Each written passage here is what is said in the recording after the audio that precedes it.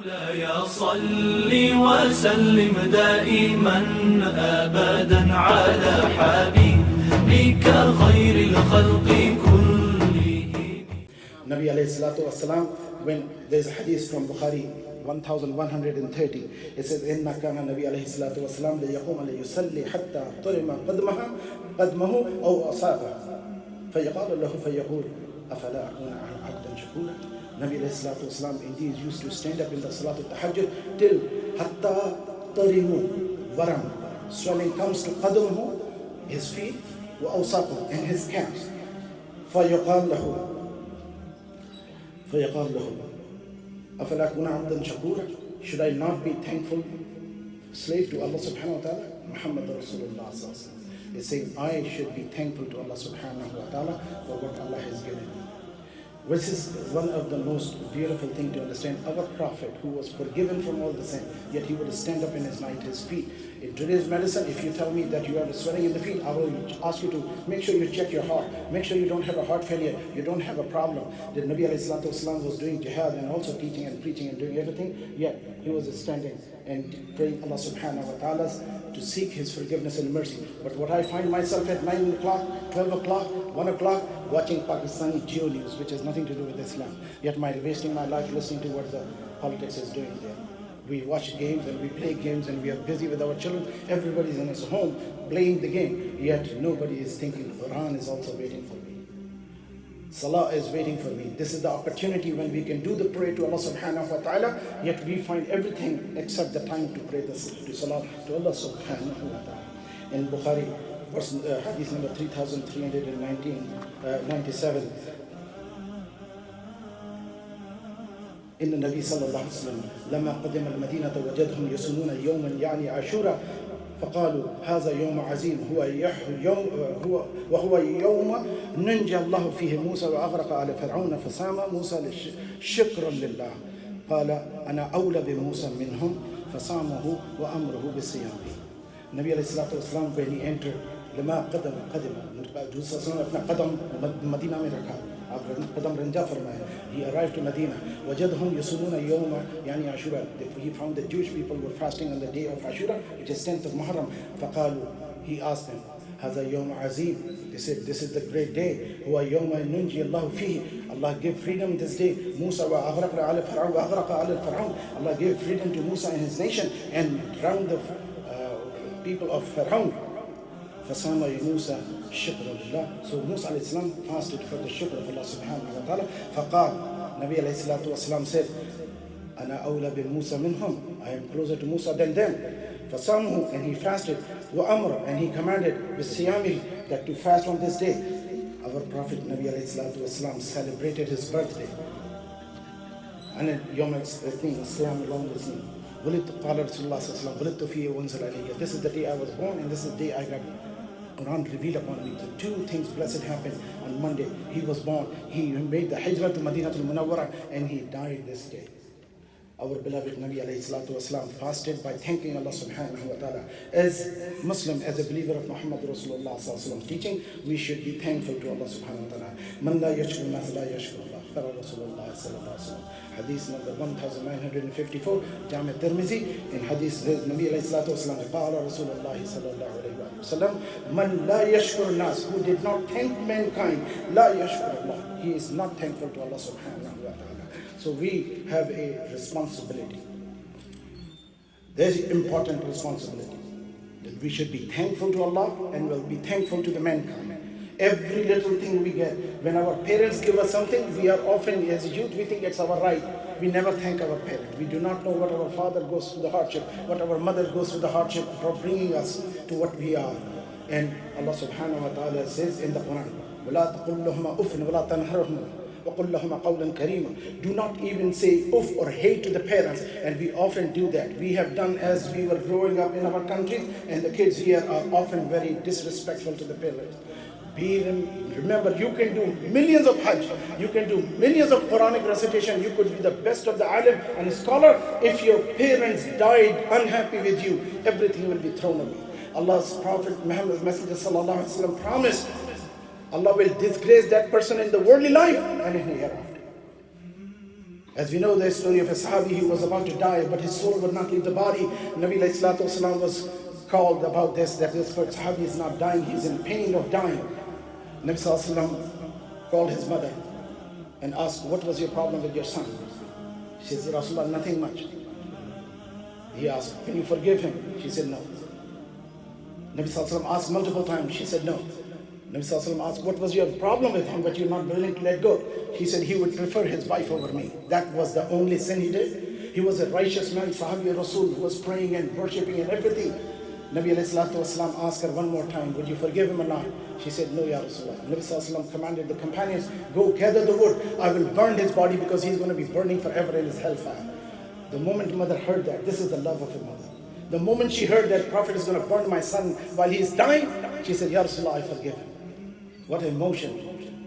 There's no time to describe this thing. Time is limited, only got a couple of minutes left. Just remember, nothing matches the love of parents than the love of what you have.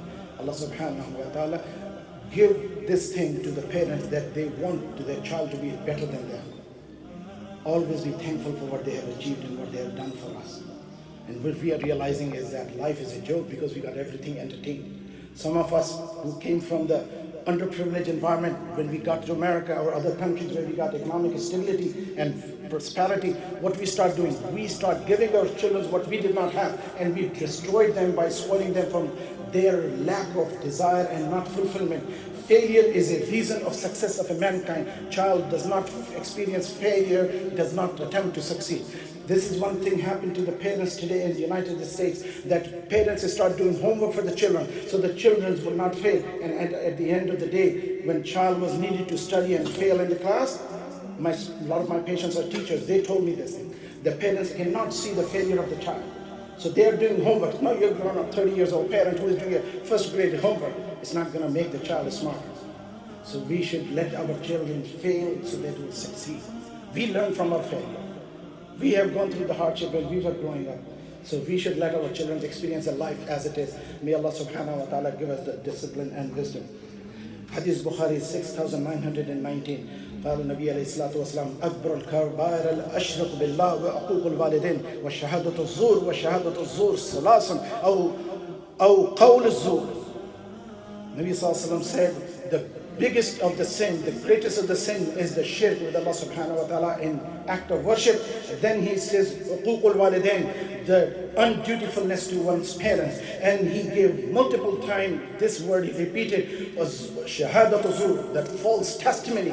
False testimony, people who go testimony in the court of law for against Muslims and each other. And this is one of the greatest of the sins, Nabi alayhi salatu wasalam said.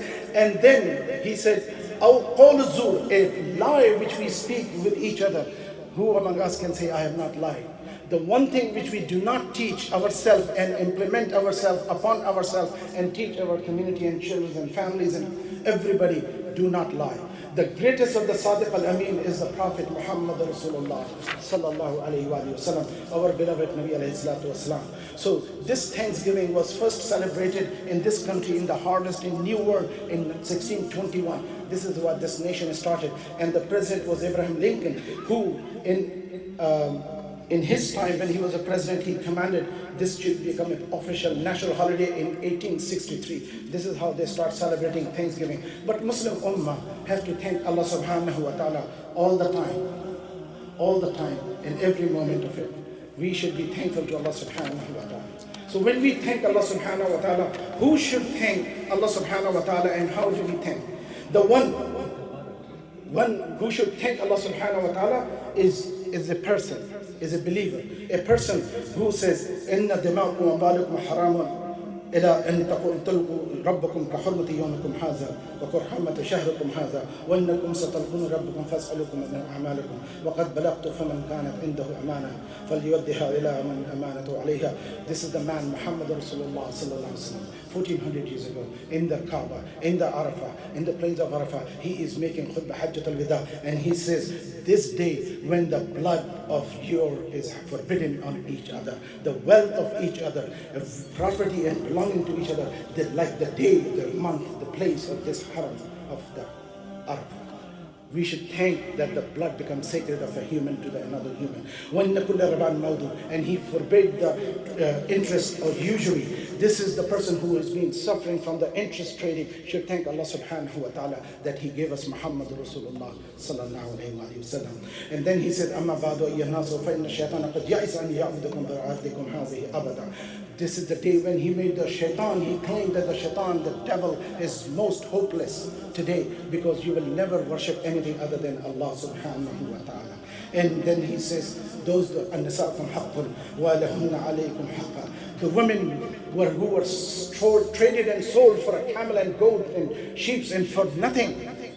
Those women become honorable and they become possessing right to be a wife, to be a mother, to be a daughter. Allah subhanahu wa ta'ala's messenger, when he says,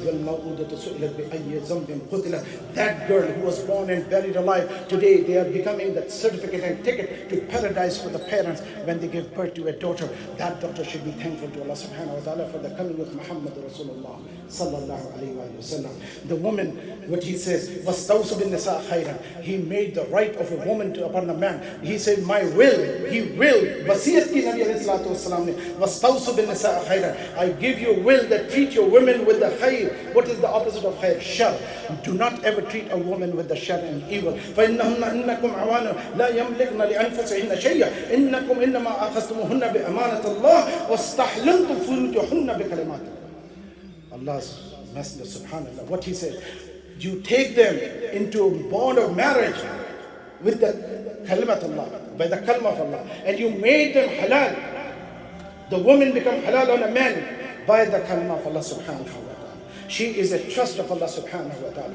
Do we have a right to violate the trust? And this is where the Muslim women become more honorable and respected, become precious in the life of a believer. So, person who have suffered from the slavery should thank Muhammad Rasulullah sallallahu alaihi wasallam. In the khutbah Hajjatul Wida, he says, "Ar-riqa'akum, at'amuhum mimma ta'kulun, waqsuhum mimma taqsun." Subhanallah. He said, your slaves and your slaves, be careful about them. Feed them what you eat, dress them what you dress. Who wants to keep us dressed like a slave sitting next to him and eating with him? And this is the right of a Muslim. As Umar radiallahu ta'ala anhu, when he was about to die, he says, if Mawla Abi Salim, the freed slave Abi Salim, was alive, I would have made him the Khalifa of the Ummah, the Muslim. What honor was given.